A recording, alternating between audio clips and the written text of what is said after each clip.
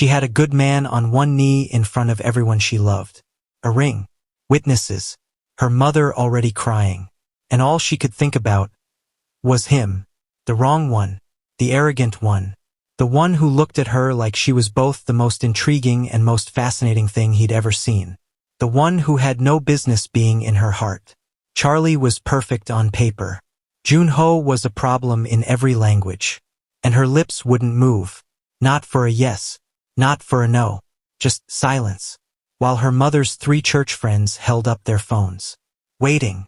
The room went quiet the way rooms only go quiet when something irreversible is about to happen.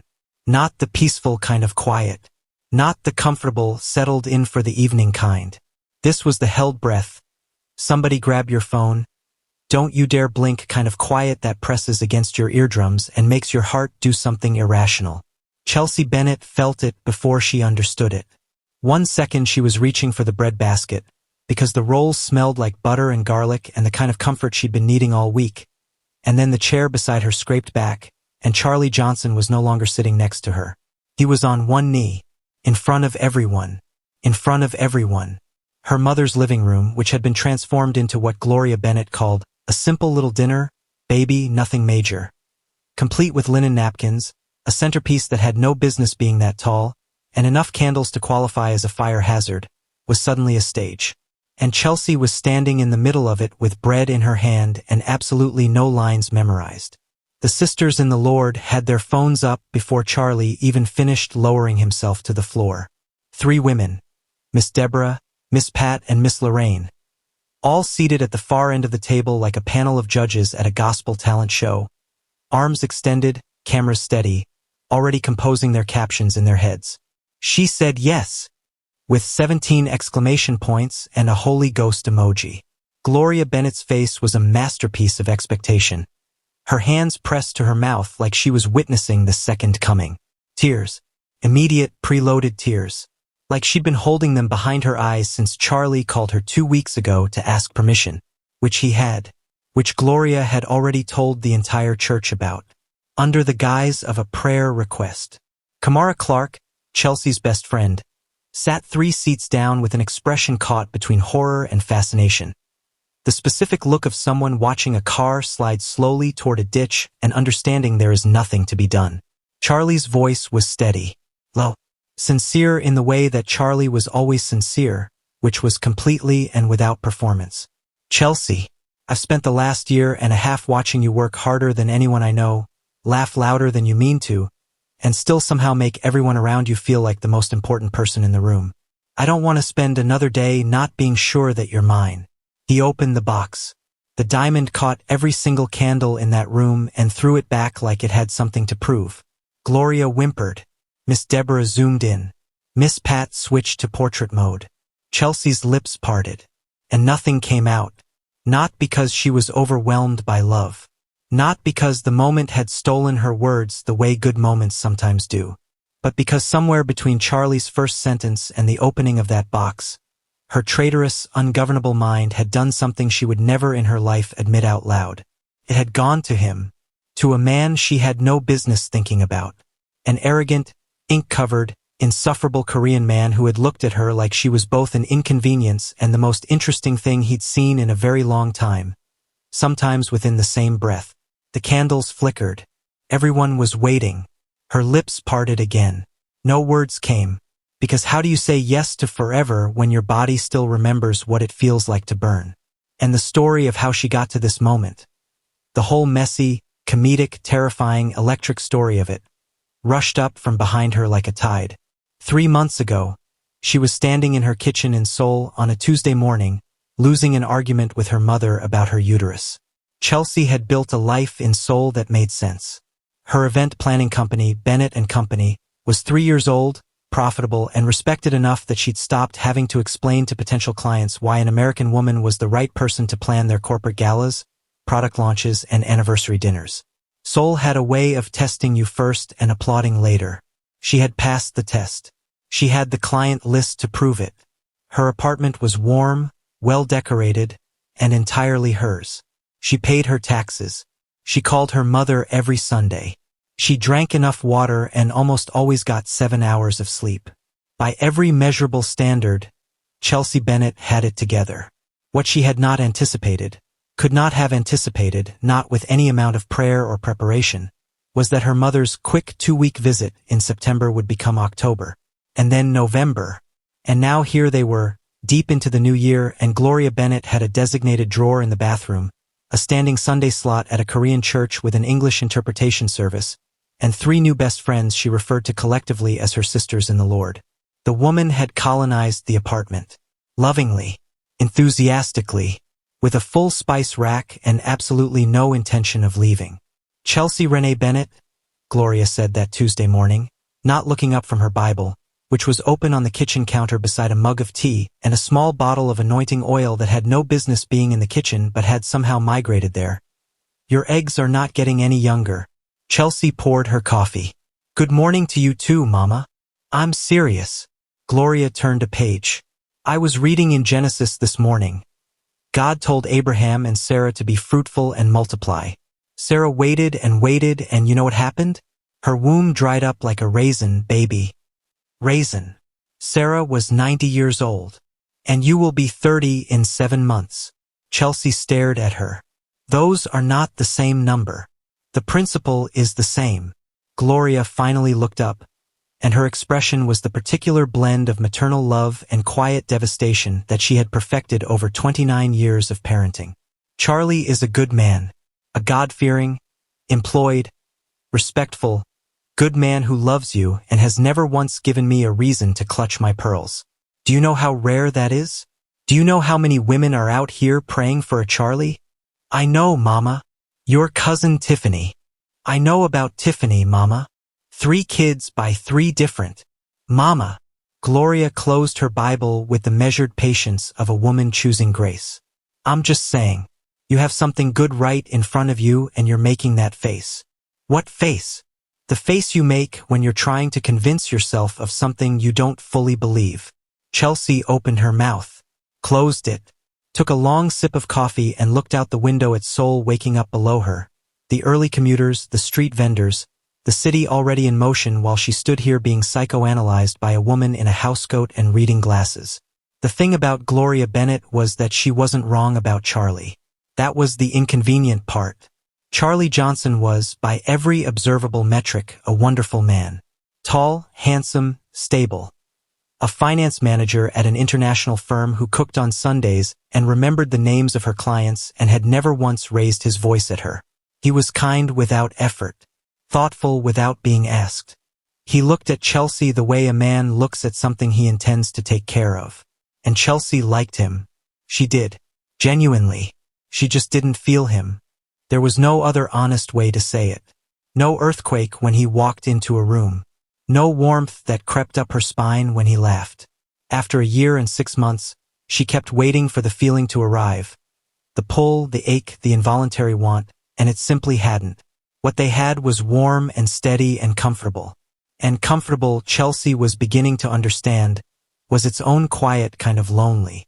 But she hadn't said any of that out loud. Not to Charlie. Not even to Kamar fully.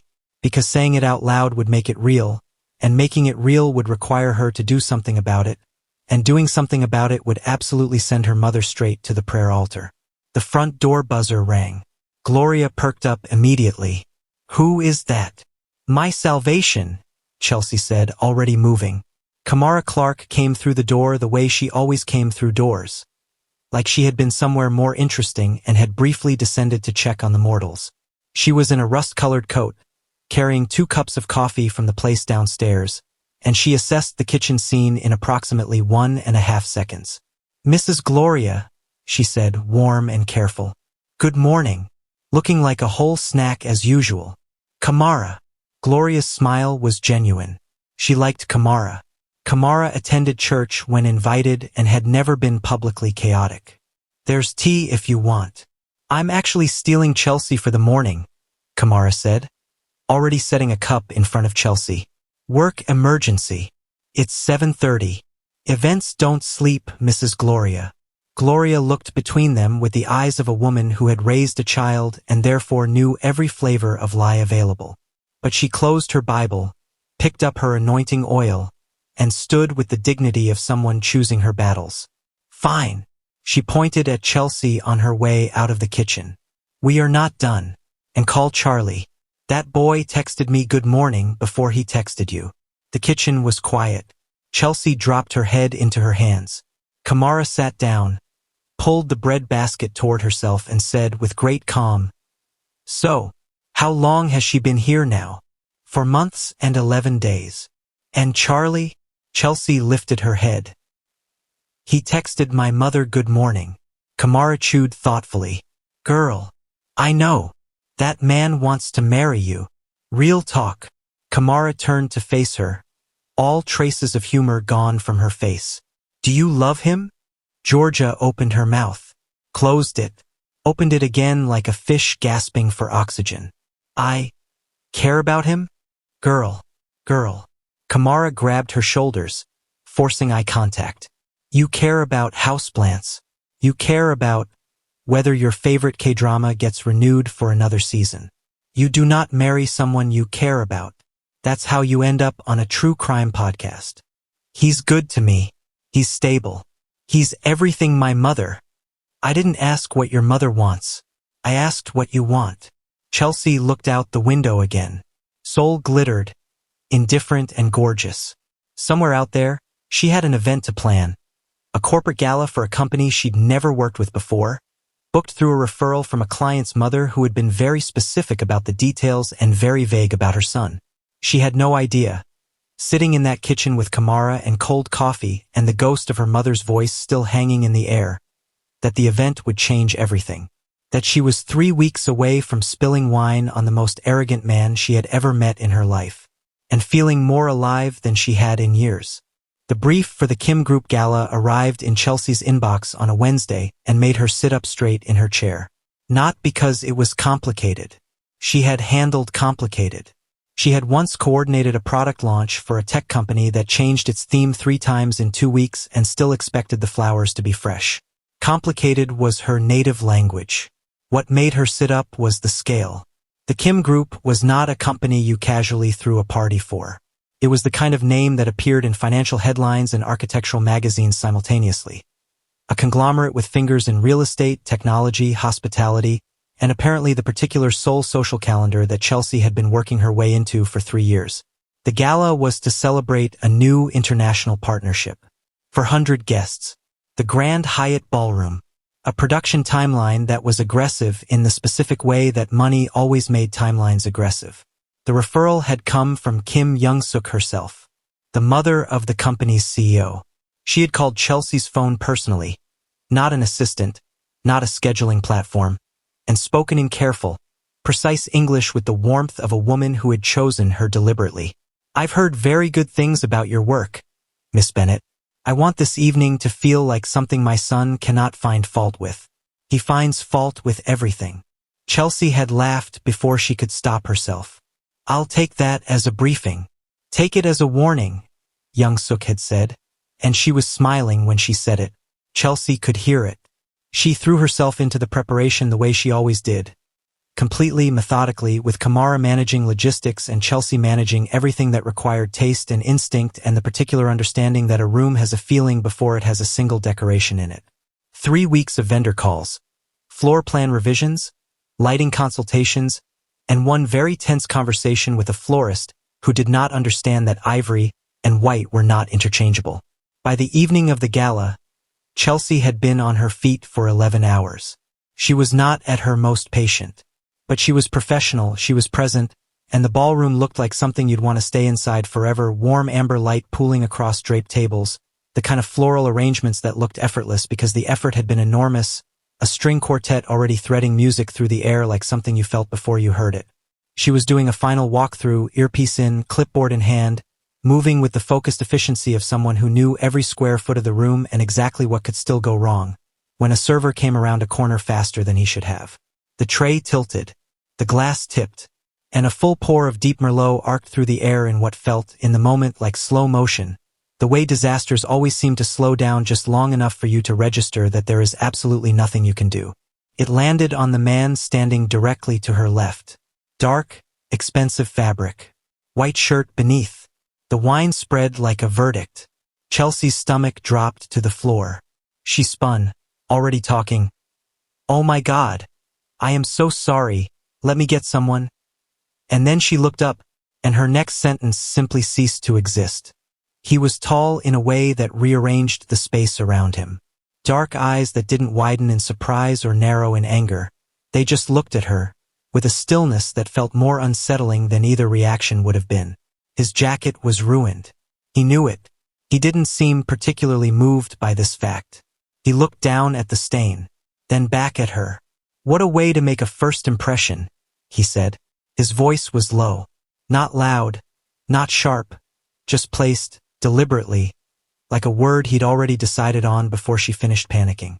There was the edge of something in it, not quite a smile. The territory just before a smile, which was somehow more aggravating than the smile itself would have been. Chelsea pulled herself together in the span of about 2 seconds, which was a personal record given the circumstances. "I'm Chelsea Bennett. I coordinated this event.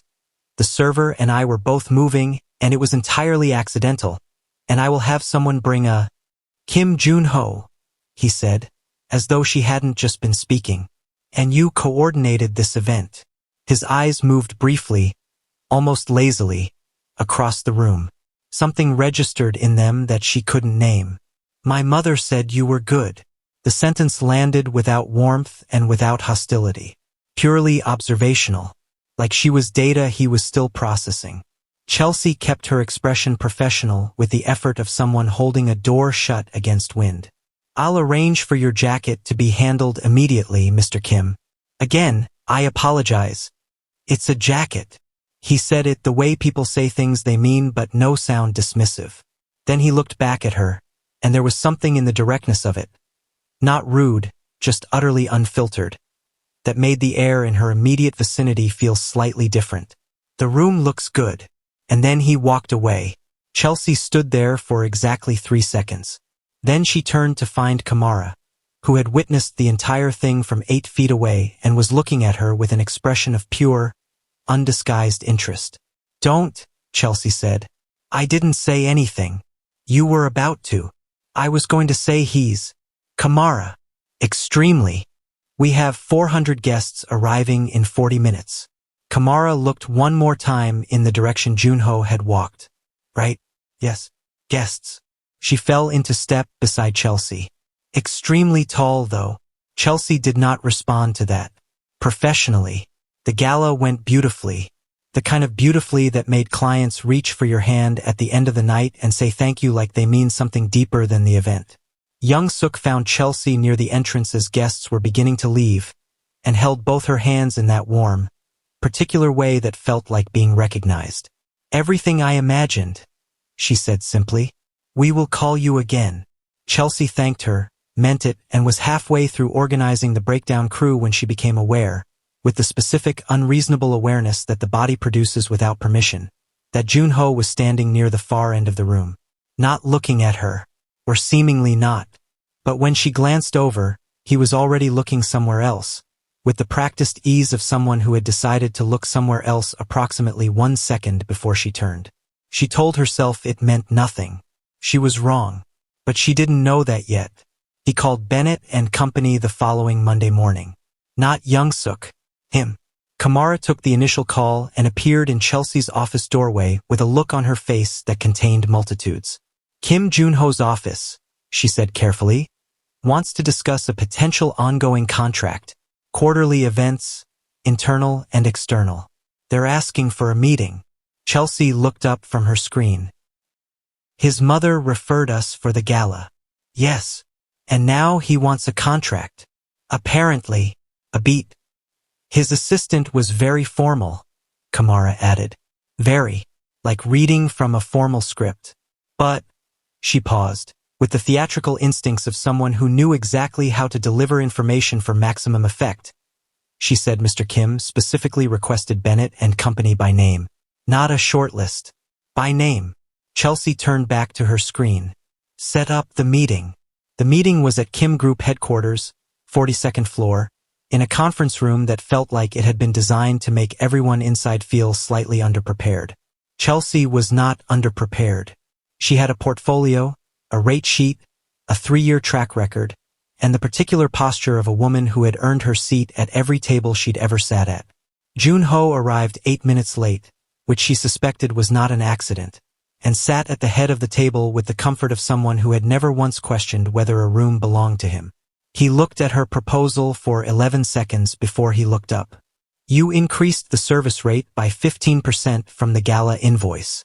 For ongoing contracts, the rate reflects comprehensive service management rather than single-event coordination, Chelsea said evenly. The breakdown is on page 3. I saw it. Then you have your answer. Something moved across his face. Not irritation. Something more like recalibration, the micro-adjustment of a man who had expected a negotiation and received a statement instead. Page 3, he said slowly, mostly to himself, and turned to it. His assistant, seated to his right, was watching Chelsea with an expression of quiet surprise. They went through the proposal point by point. Junho asked precise questions. Not antagonistic ones.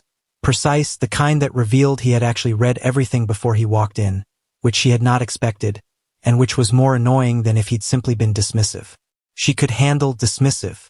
She knew how to navigate dismissive. She did not have an established protocol for attentive. At the end of it, he leaned back in his chair, looked at her with that same unreadable stillness from the gala, and said, You're confident for someone who spilled wine on a client at first meeting. Former client, Chelsea said. At the gala you were the CEO of the company being celebrated. As of this meeting you'd be a new client. Different relationship entirely. He was quiet for a moment. You're going to be difficult to work with, he said. And there it was, not a smile exactly, but the territory just before one. The same place it had been at the gala. Like he kept his amusement at a deliberate distance from his face and let it live just at the edge. I'm going to be professional, Chelsea said. Sometimes those look the same. He signed the contract 3 days later. What followed was 6 weeks of professional proximity that Chelsea did not have a clean word for. Junho's involvement in event planning was not what she expected from a CEO, meaning he had opinions.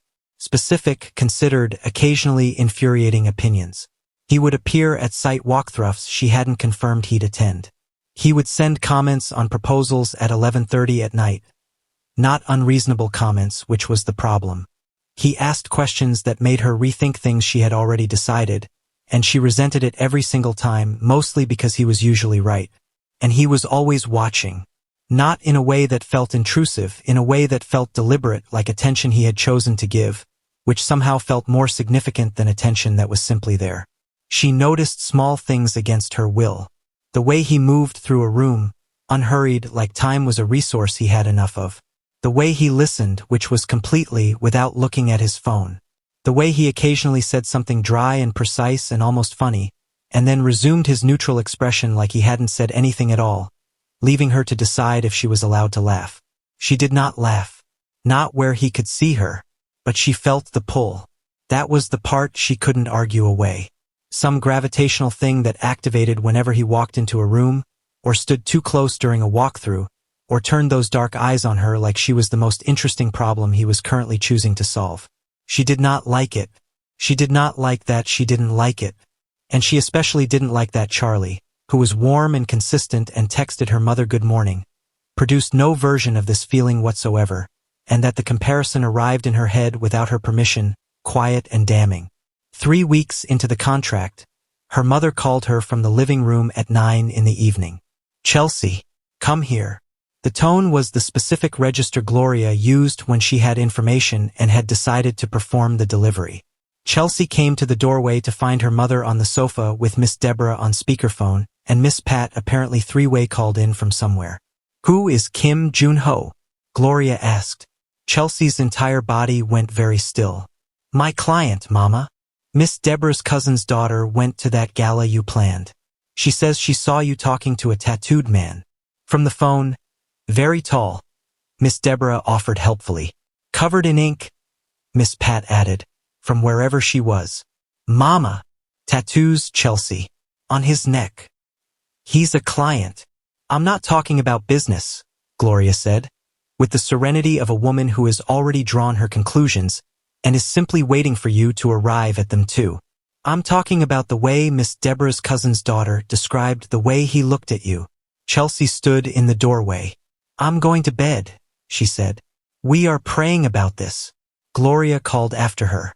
From the phone, Miss Lorraine, who had apparently been on the call silently the whole time, said, Already started. Chelsea closed her bedroom door, sat on the edge of her bed, and stared at the wall for a long moment. Her phone buzzed. A message from Junho, 11:45 at night.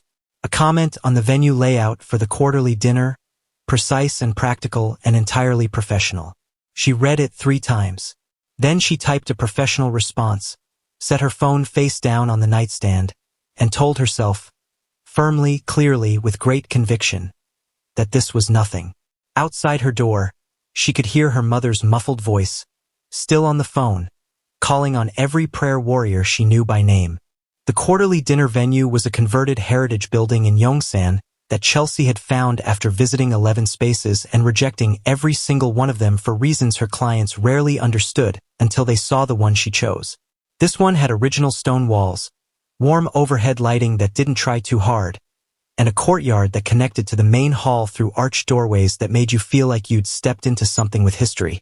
It was the kind of space that made people slow down when they entered, and in Chelsea's experience, that was worth more than any chandelier. She was doing a pre-event walkthrough alone on a Thursday evening, her preferred method, because the space told you different things when it was empty. Moving through the courtyard with her phone out, making voice notes when she heard footsteps behind her. She turned. Junho. No suit jacket. Dark shirt, sleeves pushed to the forearm, and whatever it was about that specific image she was going to need to address with herself later, privately, and with great severity. You're early, she said. You said 6. He glanced at his watch. It's 6:03. I meant the setup crew. I'm aware. He looked up at the arch above the courtyard entrance, the old stone catching what was left of the evening light. Something in his expression settled, unhurried. I wanted to see it before the room filled up. Chelsea turned back to her phone, made a note about the eastern lighting angle, and did not acknowledge that this was, objectively, a reasonable thing to want. She had wanted the same thing.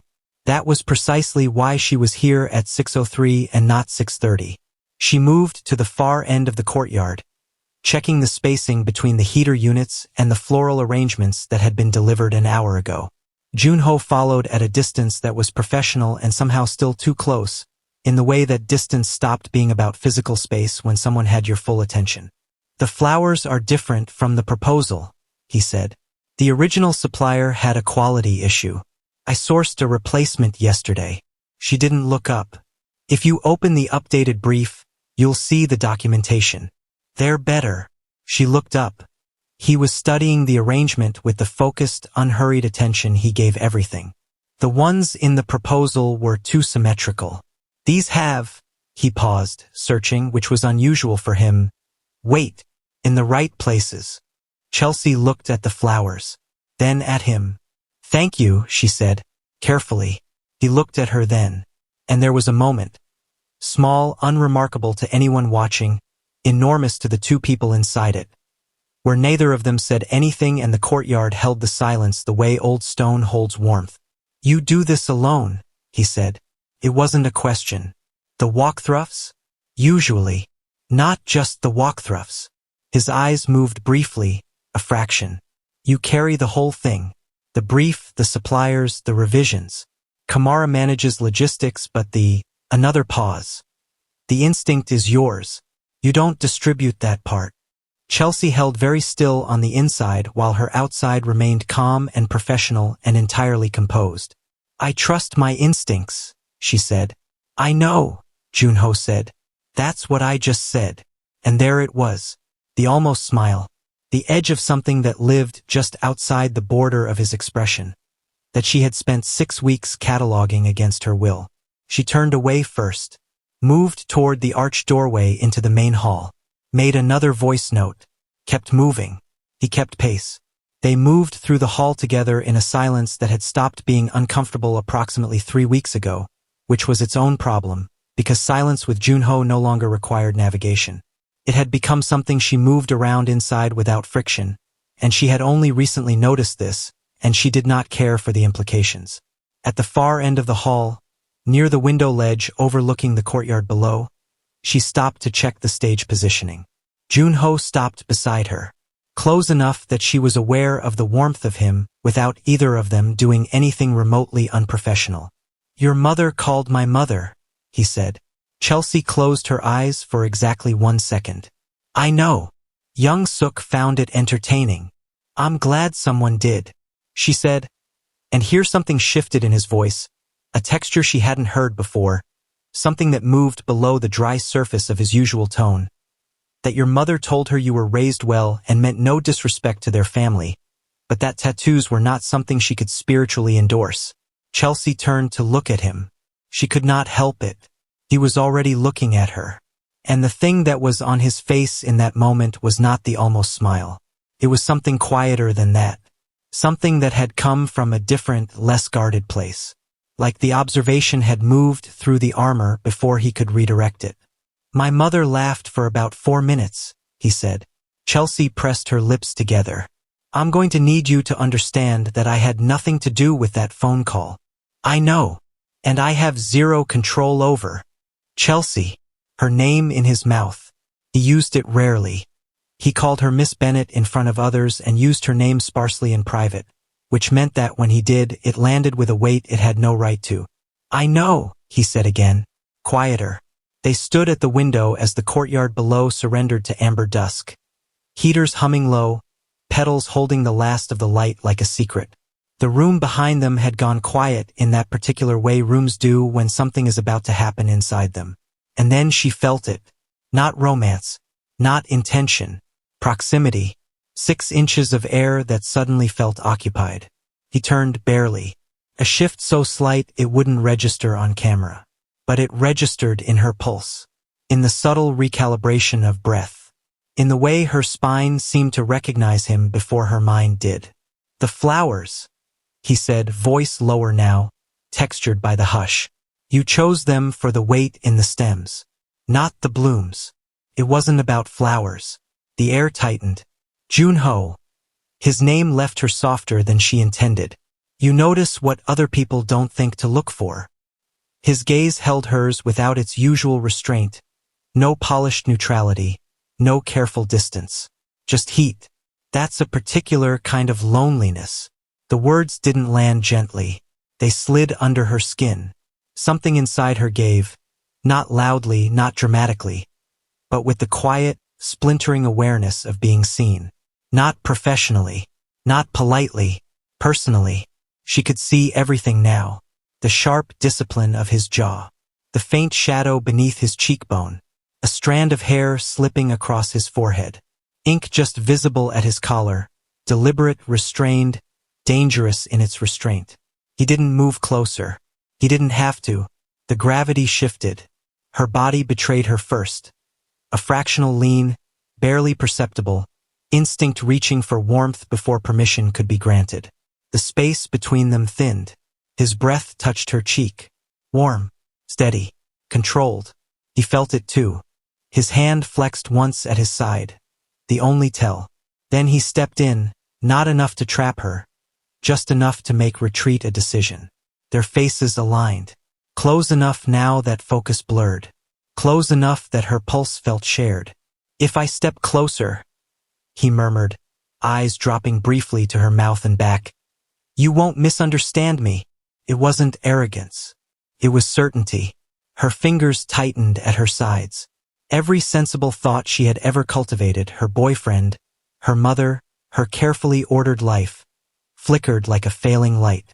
And still she didn't step back. His hand rose, slow, deliberate, not touching her, just hovering at her waist as if asking without asking. The world narrowed to breath and skin and the unbearable awareness of choice. She felt the moment tipping, felt herself surrendering to it. And then, the door at the far end of the hall opened. "Chelsea," Kamar's voice, bright and entirely unaware.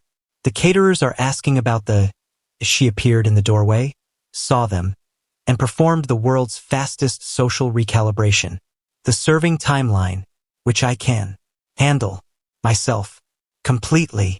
Chelsea had already stepped back, turned toward her clipboard, found a voice note to make. "I'll come," she said, steadily. She walked to the doorway without looking back.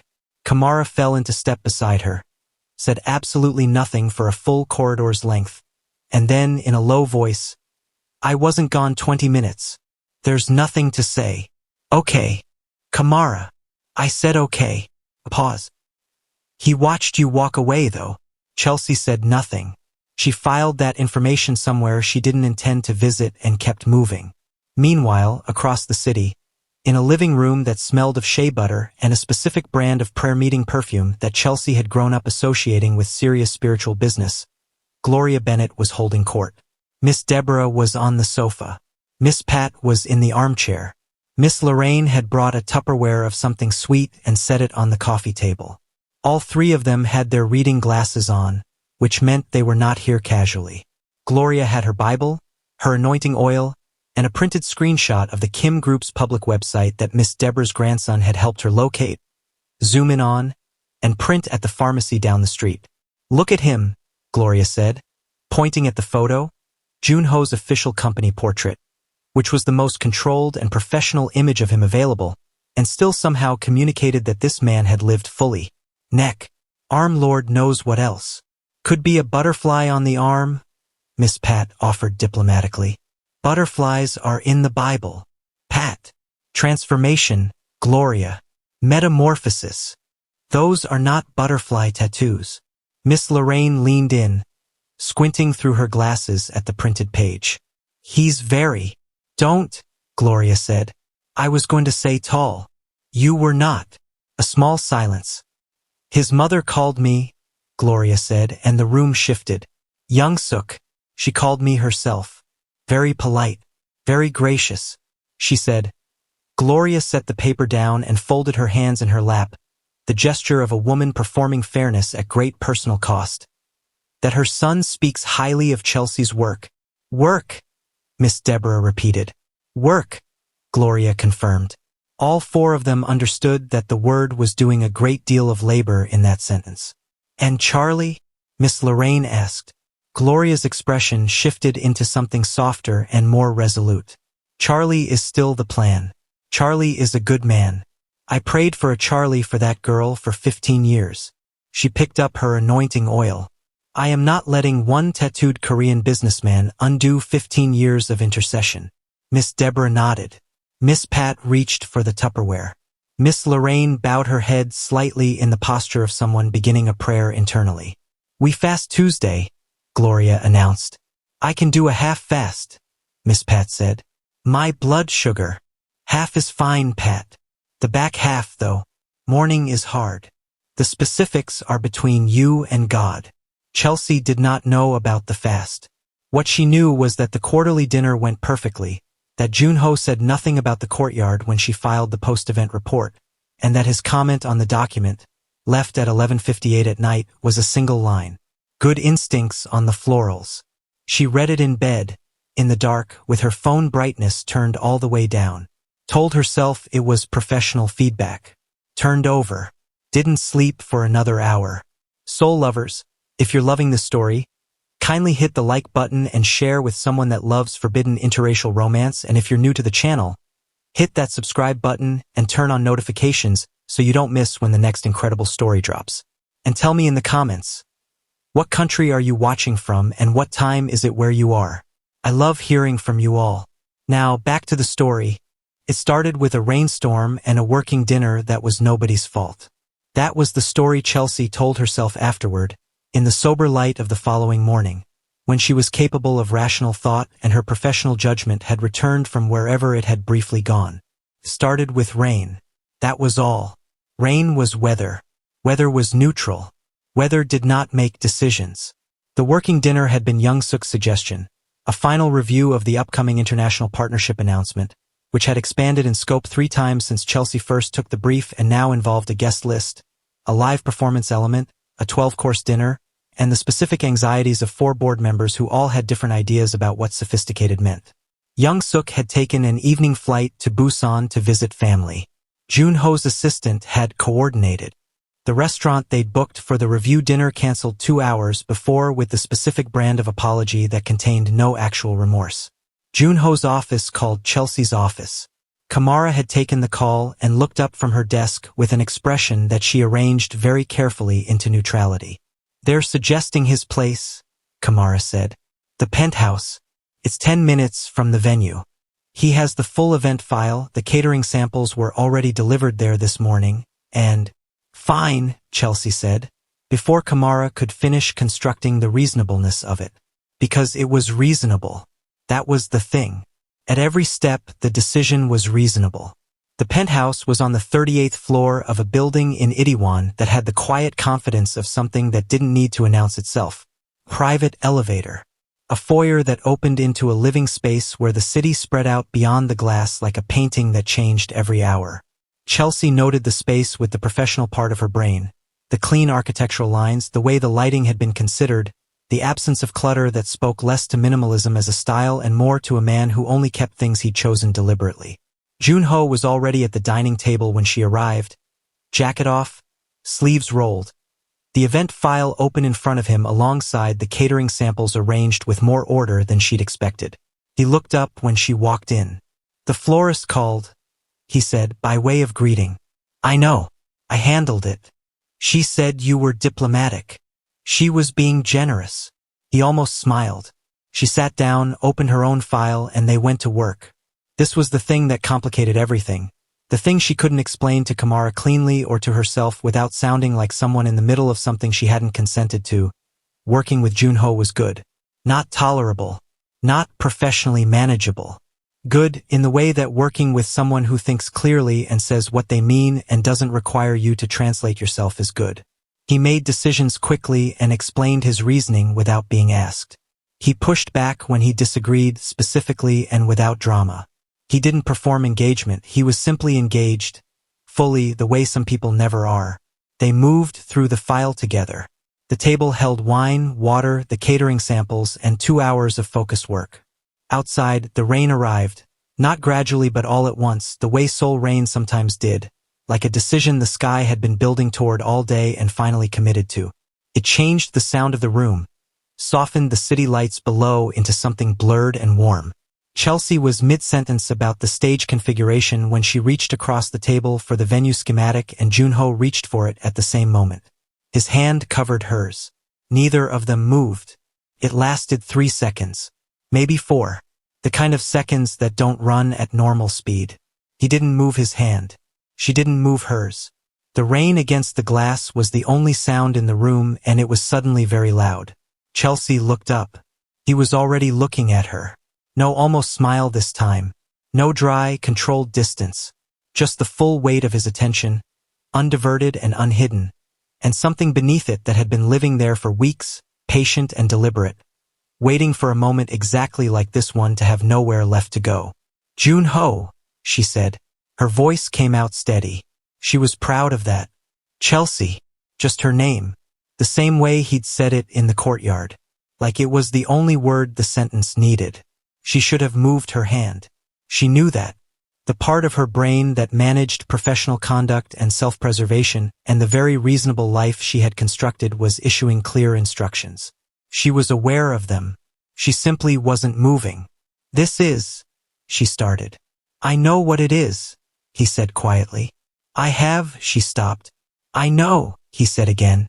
And the way he said it, not dismissive, not pushing, just the acknowledgement of a man who had already accounted for every complication and had chosen to be here anyway, was more dangerous than anything else he could have said. He moved first. Slowly, with the deliberateness that was so entirely him. Not impulsive, not careless, the way he did everything, he closed the distance. And she met him. The kiss was not tentative. It was not the careful, questioning kind that asks permission at every stage. It was the kind that happened when two people had been not doing this for long enough that the doing of it arrived already fully formed, certain and deep, and with the specific quality of something that had been true for a while before either of them said so. His hand moved from hers to her jaw, and she felt the warmth of it all the way down her spine, and the file on the table and the rain on the glass and the 38 floors of city below them ceased to be relevant information. She didn't know how much time passed. What she knew was that at some point they were no longer at the table. The city glowed behind the glass, rain-blurred and indifferent, and his hands were at her waist and her fingers were at the collar of his shirt, and the distance between "this is a mistake and I don't care" had collapsed entirely. He pulled back slightly, not to stop, not to reconsider, but to look at her. The way he looked at her in that moment was the most unguarded she had ever seen him. The armor he wore so naturally, the careful, controlled surface, it had shifted. Not gone, but shifted. And underneath it was a man who wanted her with a clarity that had nothing performed in it. "Stay," he said. One word. Low and even and with no pressure behind it. Just the fact of it, offered plainly, his decision already made and hers still entirely her own. And that was the word that brought everything back. Not dramatically. Not like a bucket of cold water or a sudden moral awakening. Quietly, the way reality tends to return. Not through the front door, but through a small, persistent crack that you'd been keeping sealed. Stay. And behind that word, arriving without invitation, Charlie, who had texted her good morning that day, like he did every day, consistent and warm and without fail. Gloria, who had fasted on a Tuesday and prayed for 15 years. The ring box Chelsea had seen in Charlie's jacket pocket 3 weeks ago, when it had slipped out and he'd picked it up quickly, color rising in his face, saying nothing. The weight of it settled on her chest slowly, heavily, the specific weight of a person who has been fair to no one, including herself. She stepped back. Junho let her. Immediately, completely, without a flicker of pressure or protest. His hands dropped. He straightened. And she watched him rebuild the surface, layer by careful layer, until he was composed again. Not cold, just contained, in the way of a man who had offered something real and accepted its return without punishing her for it. That somehow was the hardest part. "I can't," she said. He nodded once. "Junho, you don't need to." His voice was level, not hurt in any way she could point to, which didn't mean it wasn't. "I know where you are." She picked up her bag. The file. The things she'd brought in as a professional person attending a work meeting, which now felt like items from a different timeline. "The event," she started. "We'll be fine," he said. "You're good at your job." The compliment landed like something else entirely. She walked to the foyer, called the elevator, stood with her back straight and her breathing even and the full knowledge that she had just walked away from something that would not wait forever. The elevator arrived. She stepped in. Junho had not followed her to the foyer. He stayed in the living room, which was the right thing to do, and she was grateful for it with a specific aching gratitude. The doors closed. 38 floors down, she stepped into the lobby, and the rain was still going, steady and indifferent, and Seoul spread out around her in every direction, brilliant and unhelpful. She called Kamara. 3 rings. "Hello." Kamara's voice, slightly sleepy. Chelsea stood in the lobby and said nothing for a moment. "Chels, I need you to talk to me about something completely unrelated to anything," Chelsea said. "Anything. Tell me about your week. Tell me about that restaurant you went to. Tell me literally anything." A pause. Then, carefully, "You okay?" "I will be. Do I need to know what happened?" "Not tonight." Kamara was quiet for a moment. Then, "Okay. So, the restaurant." Her voice shifted into the warm, ordinary register of a best friend who understood that sometimes what a person needed was not analysis but company. "The pasta was unbelievable. Like, I need you to understand, it had no business being that good." Chelsea exhaled. Outside, the rain kept coming. She stood in the lobby and listened to her best friend talk about pasta, and let the ordinary warmth of it hold her upright while she figured out what came next. What came next was 2 weeks of professional distance that Chelsea maintained with the focus of someone defusing something. She corresponded with Junho's assistant rather than Junho directly wherever possible. She sent thorough, timely updates on the partnership announcement event. She was excellent at her job, which had always been her most reliable armor, and she wore it fully. Junho did not push, did not reference the Penthouse, sent his comments through the file system precise and useful, behaved in every observable way, like a man who had decided to give her the room she'd asked for without requiring her to ask twice, which made everything simultaneously easier and harder. Charlie, in this same 2-week window, was attentive and warm and entirely himself. He brought her favorite coffee on a Thursday. He fixed the kitchen cabinet door that had been loose for 3 weeks without being asked. He looked at her the way he always looked at her, with the steady, quiet certainty of someone who had decided and was not reconsidering. Chelsea received all of it and felt, beneath the warmth of it, the growing presence of a question she could not keep deferring. Gloria, operating on maternal instinct and whatever the sisters in the Lord had picked up through their extensive intelligence network, had somehow registered a shift in the atmosphere without being told anything. She made Chelsea's favorite meal one evening without explanation. She didn't mention tattoos for 4 days, which was its own kind of communication. "You look tired, baby," she said one morning. Simple. No agenda behind it. "I'm fine, Mama." Gloria looked at her for a moment with those eyes that had known Chelsea's face for 29 years. Then she put a cup of tea on the counter and went back to her Bible without another word. It was somehow the kindest thing she could have done. Then Charlie called Gloria, and Gloria called Miss Deborah, and Miss Deborah told Miss Pat and Miss Lorraine. And 2 days later, Chelsea came home from a site visit to find her apartment transformed into a dinner that had not been described to her as what it actually was. The centerpiece was too tall. The candles were a fire hazard. The linen napkins were folded into shapes that required practice. And the sisters in the Lord were already seated, phones face up on the table, fingers hovering. Chelsea had dressed for a dinner. That was the thing she kept returning to, in the suspended, airless moments after Charlie's knee hit the floor. She had dressed for a dinner. Dark trousers, a blouse the color of warm sand, her hair down and moving the way it always moved, naturally, without effort, the way she preferred it.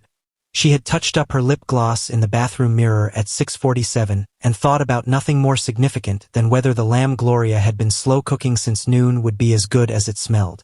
She had not dressed for this. Had not prepared her face for the specific task of receiving something this large in front of this many people, all of whom had clearly been prepared for it. All of whom were watching her with the bright, expectant energy of an audience that already knew the ending and was simply waiting for the performance to catch up. The sisters in the Lord had their phones up within seconds of Charlie's knee making contact with the floor. Miss Deborah, with the reflexes of a woman who had been ready for this moment since Charlie called Gloria 6 weeks ago, had switched to video before he finished opening the box.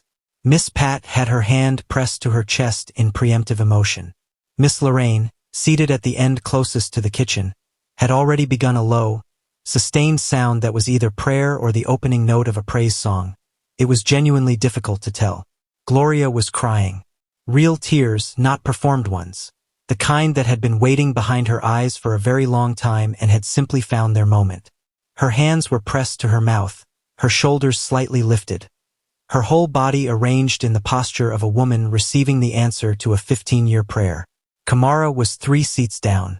Chelsea had looked at her, involuntarily, the way you look at the one person in a room whose face you trust to tell you the truth, and what she found there was not excitement. Not the bright, phone-out energy of everyone else. Kamar's face held something quieter and more complicated. Something that said, "I see you and I'm here and whatever you need all at once," without a single word. Charlie was looking at only her. That was the thing about Charlie that had always been true. His attention, when it was on you, was entirely on you. No performance, no audience awareness, no calculation. He was not on one knee for the room. He was on one knee for her. The distinction was real and it made everything harder. "Chelsea," he said, and his voice was steady in the way that Charlie was always steady. Not because he felt nothing, but because he felt it deeply enough to hold it. "I know I'm not the most dramatic man. I know I don't always find the right words first. But I know you. I've known you for a 1.5 years and I want to know you for the rest of it. Every version of you. Every hard morning and every brilliant moment and everything in between." He held the ring up. The stone caught the candlelight and scattered it in every direction. Across the linen, up the walls, across the faces of everyone waiting. "Will you marry me?" The room held its breath. All of it. The candles, the tall centerpiece, the lamb that had been slow cooking since noon, the sisters in the Lord with their phones steady and their faces radiant with certainty. All of it pressed gently, collectively, toward her. Waiting, expecting, already composing the caption. Chelsea's lips parted, and nothing came out. The silence lasted less than 3 seconds. To Chelsea, it lasted considerably longer. Because in those 3 seconds, in the space between his question and the word that should have followed without hesitation, the word that everyone in the room had already decided she would say, her mind did the thing she had been disciplining it against for weeks. It went to him, not as a choice, not as an act of betrayal she had authored deliberately. The way the body moves toward warmth without consulting the mind, that was how Junho arrived in that moment. Uninvited, unannounced, and completely beyond her management. She saw the courtyard, the amber light on old stone, the moment at the window when he'd said that's a particular kind of loneliness, like he'd looked at her and found something she hadn't put on the surface. The rain on the glass 38 floors up, his hand on hers, unhurrying, patient. The kiss that had arrived was already certain. The way he'd said stay, one word, no pressure, her choice entirely her own, and the way he'd let her go the moment she stepped back, without a single word of recrimination. She saw his face in the elevator doors as they closed, and she felt it again, that pull, that involuntary, inconvenient, professionally inappropriate gravitational thing that activated whenever he was near and, apparently, also when he was nowhere in the vicinity and she was standing in her mother's candlelit living room with a good man on one knee and a diamond pointed at her heart. She felt it. She couldn't not feel it. And she felt Charlie too warm, solid, real Charlie, who had brought her coffee on a Thursday and fixed her cabinet door and texted her mother good morning and loved her in the steady, unhurried way that some people spent entire lifetimes looking for. Both things were true at the same time. That was the part no one told you about. That you could be standing in the middle of something genuinely good and still feel the ache of something else. That the heart was not a clean instrument.